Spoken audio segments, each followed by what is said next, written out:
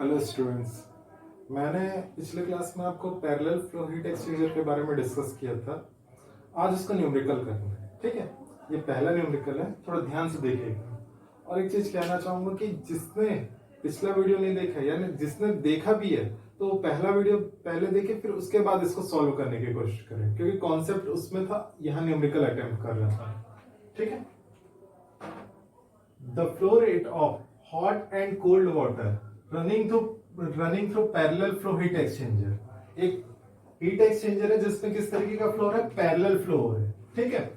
और उसमें जो हॉट वाटर का फ्लो रेट है 0.2 केजी पर सेकेंड। यहां पर देखिए जैसे कि ये एक पाइप है, ये दो पाइप्स है, यहाँ हॉट फ्लूइड फ्लो हो रहा है, हॉट फ्लूइड फ्लो हो रहा है, ठीक है। ये हॉट फ्लूइड फ्लो हो रहा है, ठीक है। और यहां पर कोल्ड फ्लूइड फ्लो हो रहा है, ठीक है। यहां पर कोल्ड फ्लूइड फ्लो हो रहा है, ठीक है। तो दोनों का फ्लो रेट दिया हुआ है कि हॉट फ्लूइड का फ्लो रेट है 0.2 और ये कोल्ड फ्लूइड का फ्लो रेट है 0.5, ठीक है। अब the intent temperature of hot fluid and cold fluid, inlet temperature दोनों का दिया हुआ है। हॉट फ्लूइड का कितना 75 और कोल्ड फ्लूइड का कितना 20, ठीक है। The exit temperature of water, the exit temperature of hot water is 45 degree centigrade. जो हॉट फ्लूइड फ्लो हो रहा है उसका इनलेट टेम्परेचर भी दिया, एग्जिट टेम्परेचर भी दिया। इनलेट टेम्परेचर कितना 75 और एग्जिट टेम्परेचर कितना है 45। और कोल्ड फ्लूइड का सिर्फ इनलेट टेम्परेचर दिया हुआ है, उसका एग्जिट टेम्परेचर नहीं दिया हुआ है। और उसके बाद क्या दिया, individual heat transfer coefficient of both the fluids are 650 watt per metre square degree centigrade, ठीक है। Calculate the area of heat exchanger, यहां पर जो हीट एक्सचेंज हो रहा है उसका एरिया फाइंड आउट करना है अपने को, ठीक है। थोड़ा सा ध्यान से देखिएगा, ठीक है। अब देखिए यहां पर दो फ्लूइड फ्लो हो रहे हैं, एक हॉट फ्लूइड है और एक कोल्ड फ्लूइड है, ठीक है। ये हॉट फ्लूइड है और ये कोल्ड फ्लूइड इस साइड फ्लो हो रहा है। इनलेट टेम्परेचर कितना दिया हुआ है इसके लिए 75 डिग्री सेंटीग्रेड, ठीक है। तो ग्राफ में मैं बना रहा हूं, ये इनलेट टेम्परेचर हो गया THI is equal to 75 degree centigrade, ठीक है। अब ये इस तरीके से फ्लो होना चालू करेगा, जैसे जैसे आगे बढ़ते जाएगा ये अपना हीट ट्रांसफर इसको करेगा कोल्ड फ्लूइड को, और इसका टेम्परेचर क्या होता जाएगा, रिड्यूस होते जाएगा। और एग्जिट में इसका टेम्परेचर कितना बच रहा है 45 डिग्री सेंटीग्रेड। इसका मास फ्लो रेट कितना है 0.2 केजी पर सेकेंड।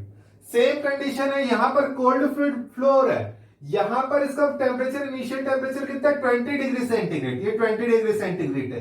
जैसे जैसे आगे बढ़ते जाएगा यहां से हीट मिलते जाएगा तो ये कोल्ड फ्लूइड क्या हो जाएगा, उसका टेम्परेचर इंक्रीज होते जाएगा। अपने को ये एग्जिट टेम्परेचर निकालना है पहले, तो सबसे पहले उसके बाद एरिया ऑफ हीट एक्सचेंजर, ठीक है।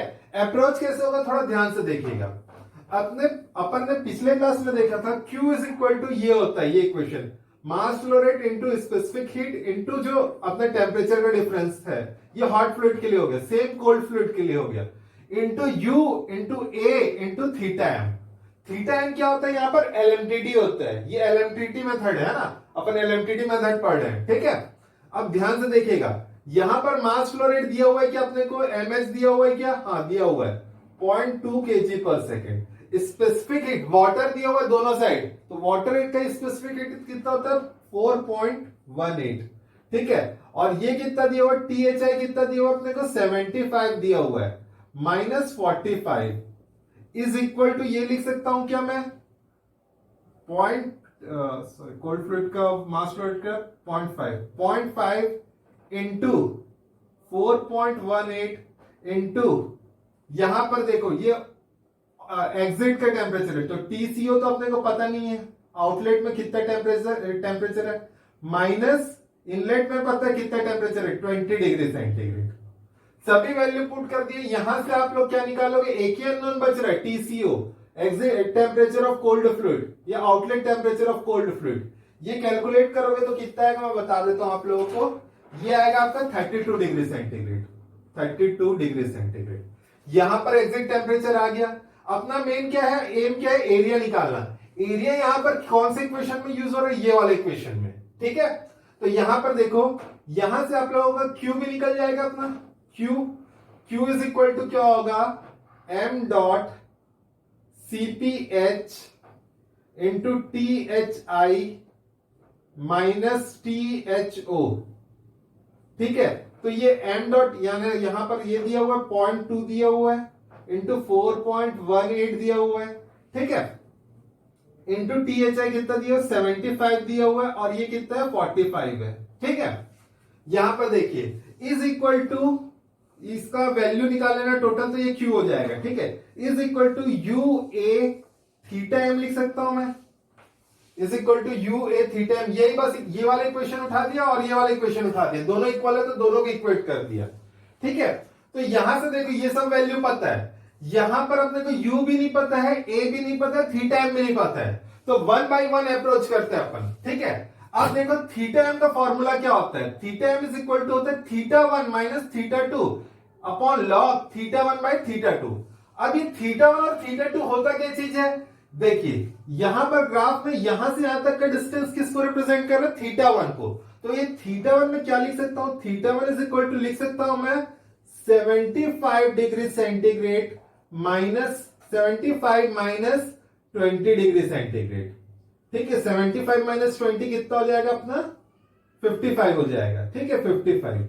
सेम थीटा 2, ये 45 है, यहां पर निकाले थे तो 32 आया था, तो थीटा 2 कितना हो जाएगा 45 माइनस 32 इज इक्वल टू कितना हो जाएगा 13 हो जाएगा, 13 डिग्री सेंटीग्रेड।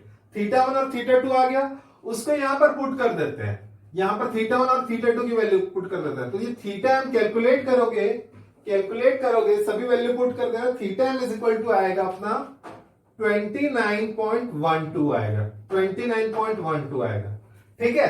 तो देखो इस इक्वेशन में ये पता चल गया, इधर के पूरे डाटा पता है, अपने को एरिया निकालना है ना, U बस पता चल जाए तो अपना एरिया निकल जाएगा इजी।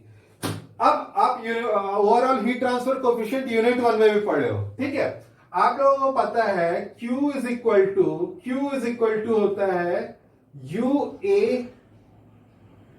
डेल T या temperature difference is equal to होता है अपना del T upon resistance overall resistance of heat transfer device, या मतलब सॉरी कन्वेक्टिव डिवाइस, जो अपना जो कंडक्शन और कन्वेक्शन के कारण जो रेजिस्टेंस होता है उसका ओवरऑल मतलब रिजल्टेंट जो अपना रेजिस्टेंस आता है वो वाला, ठीक है। ये रिजल्टेंट इक्विवेलेंट रेजिस्टेंस, ठीक है। यहां से क्या हो जाता है डेल टी और डेल टी क्या हो जाता है कैंसिल हो जाता है, ठीक है। तो यहां से मैं लिख सकता हूं, यहां पर देखो आप लोगों को दोनों बोथ वाटर का क्या दिया हुआ है, आपको इंडिविजुअल हीट ट्रांसफर कोफिशिएंट दिया हुआ है, ठीक है। मैं इसको थोड़ा मिटा देता हूं, है ना, ये ऊपर वाले को मिटा देता हूं मैं,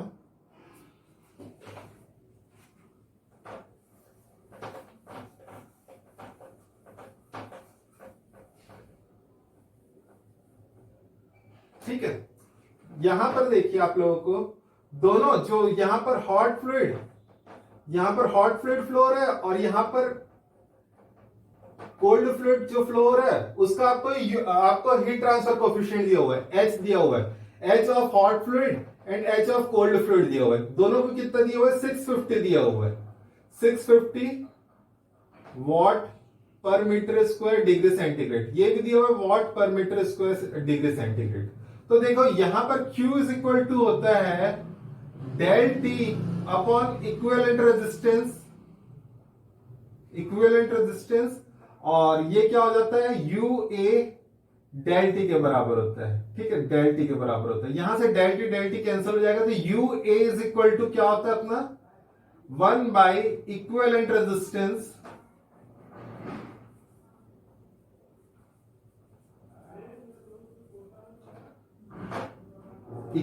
resistance of heat transfer device, है ना, equivalent resistance of heat transfer device, ठीक है। तो यहां से इसको इस तरीके से लिख सकते हो UA इक्वल टू 1 अपॉन, यहां पर देखो दोनों क्या दिया हुआ है आपको, कन्वेक्टिव कोफिशिएंट दिया हुआ है, ठीक है। तो यहां पर रेजिस्टेंस क्या हो जाएगा, दोनों पैरेलल में 1 बाई H अपॉन A, ये हॉट फ्लूइड के लिए हो गया, 1 upon H C by A, ठीक है। ये एरिया ऊपर जाएगा तो क्या हो जाएगा, ये एरिया ऊपर जाएगा तो यहां पर आ जाएगा, ठीक है, ऊपर जाएगा तो यहां पर आ जाएगा, और ये कैंसिल हो जाएगा, ठीक है। अब देखिए आप लोगों को convective coefficient of hot fluid and cold fluid दोनों पता है, दोनों 650 के इक्वल दिया हुआ है, यहां पुट करोगे और U की वैल्यू निकालोगे, ठीक है। यू की वैल्यू निकालोगे, यू आएगा आपका 325 what per metre square degree centigrade. ठीक है, यहां से यू आ गया आप लोगों को। अब ये यू की वैल्यू कहां पर पुट करोगे, यहां पर। ठीक है, ये यू की वैल्यू यहां पर पुट करोगे। अब देखो इस इक्वेशन में इधर के सभी डाटा पता है, इधर यू पता चल गया, इधर थीटा एम पता चल गया, तो यहां से क्या निकल जाएगा, आपका एरिया निकल जाएगा। ठीक है, एरिया निकल जाएगा। ठीक है, तो इस तरीके से ये प्रॉब्लम बनेगा। ठीक है, एक बार घर में अप्रोच करना, नहीं बनेगा तो आप कमेंट सेक्शन में बता सकते हो कि सर कहां पर प्रॉब्लम आ रहा है। मैं नेक्स्ट क्लास में यही प्रॉब्लम फिर से करा दूंगा। ठीक है, मैं फिर से बोल देता हूं इसमें क्या हुआ था। दो फ्लूइड फ्लो हो रही थी, दोनों के मास फ्लो रेट दिया हुआ था, और ऊपर वाले डिवाइस जो हॉट फ्लूइड है उसका पूरा कंडीशन दिया हुआ था, उसके दोनों टेम्परेचर दिए थे। नीचे वाला जो फ्लूइड है उसका आपने एग्जैक्ट टेम्परेचर नहीं दिया था, तो अपन ये क्यू वाले इक्वेशन को बैलेंस करके वहां पर पहले टेम्परेचर निकाले जो कि एग्जैक्ट टेम्परेचर था कोल्ड फ्लूइड का। ठीक है, अब कोल्ड फ्लूइड का एग्जैक्ट टेम्परेचर निकल गया। ठीक है, अब अपन क्या करते हैं, यहां पर लेते हैं जो बेसिक इक्वेशन है वो यूनिवर्सल जो अपना ओवरऑल हीट ट्रांसफर कोएफिशिएंट है उसका इक्वेशन किससे के इक्वेट कर देते हैं, ये वाले इक्वेशन के इक्वेट कर देते हैं। ठीक है, यहां से अपने को पता है यू नहीं पता है, थीटा एम नहीं पता है, तो थीटा एम एलएमटीडी इक्वेशन से निकाल लेंगे, यू निकाल लेंगे अपन जो अपन बेसिक पढ़े फर्स्ट यूनिट में उससे निकाल लेंगे। ठीक है, यू पुट करना और थीटा एम पुट करना, फिर एक अननोन बच जाएगा एरिया, वहां से एरिया आ जाएगा। ठीक है, एक बार ट्राई करिए, घर में नहीं बनता तो आप कमेंट सेक्शन में बता सकते हो, मैं एक और न्यूमेरिकल करा दूंगा। ठीक है, नेक्स्ट क्लास में। ठीक है, अपन अब पढ़ते हैं आगे, इसके आगे पढ़ते हैं counter flow heat exchanger. Counter flow heat exchanger, ये था parallel flow heat exchanger. Counter flow में क्या होगा, दोनों का डायरेक्शन, जो हॉट फ्लूइड है और कोल्ड फ्लूइड है, दोनों का फ्लो का डायरेक्शन क्या होगा, अपोजिट होगा। ठीक है, दोनों का फ्लो का डायरेक्शन क्या होगा, अपोजिट होगा। ठीक है, एक बार देख लेते हैं काउंटर फ्लो हीट एक्सचेंजर। ठीक है, इसमें क्या होगा, जैसे कि ये दो पाइप्स है, दो पाइप है, इधर हॉट फ्लूइड फ्लो है, एच एफ हॉट फ्लूइड। ठीक है, यहां पर C F cold fluid flow है, दोनों का डायरेक्शन क्या होगा, अपोजिट होगा। ठीक है, इसको भी एलएमटीडी इक्वेशन से सॉल्व करना है अपने को, एलएमटीडी इक्वेशन, तो इसमें भी वही होगा। देखो Q इज इक्वल टू क्या हो जाएगा, Q इज इक्वल टू हो जाएगा अपना M H mass flow rate of hot fluid, CPH specific heat of hot fluid into THI minus THO, है ना, इज इक्वल टू क्या हो जाएगा, mass flow rate of cold fluid into CPC into specific heat of cold fluid into TCO minus TCI।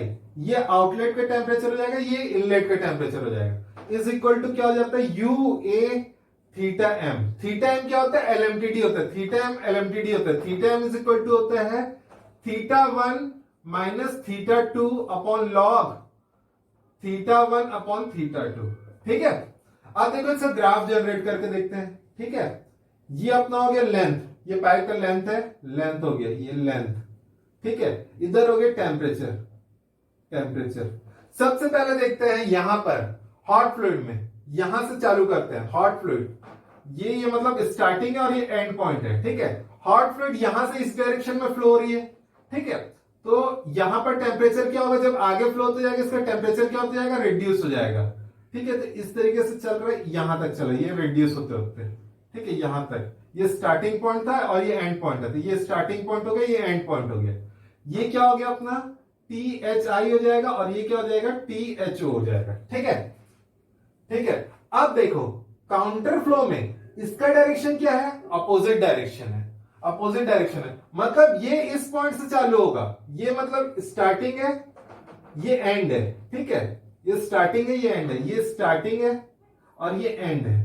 तो अभी ये flow किस direction में होना चालू हो रहा है, यहां से इस डायरेक्शन में फ्लो होगा, यहां से इस डायरेक्शन में फ्लो हो रहा है। तो देखो कोल्ड फ्लूइड के लिए क्या होगा कहानी, यहां से शुरू होगा, लेकिन आगे बढ़ते बढ़ते इसका टेम्परेचर क्या होते जाएगा, इंक्रीज होते जाएगा, इंक्रीज होते जाएगा। ठीक है, तो ये कुछ ग्राफ इस तरीके से बनेगा। ठीक है, ये क्या हो गया अपना TCI inlet of cold fluid, और ये क्या हो जाएगा TCO outlet of cold fluid. ये फिर से क्या कहलाएगा, ये क्या कहलाएगा, थीटा 1 कहलाएगा। θ1 कहलाएगा, यहां से यहां तक का डिस्टेंस। ये क्या कहलाएगा हमारा, θ2 कहलाएगा। ठीक है, तो एलएमटीडी यही होगा, θ1 minus θ2 upon log, natural log θ1 by θ2। जब इसको पुट करोगे तो यहां से θm आएगा। ठीक है, इसके न्यूमेरिकल मैं नेक्स्ट क्लास में कराता हूं। ठीक है, वीडियो बहुत लंबा हो रहा है, नेक्स्ट क्लास में इसका डिस्कस करेंगे। ठीक है।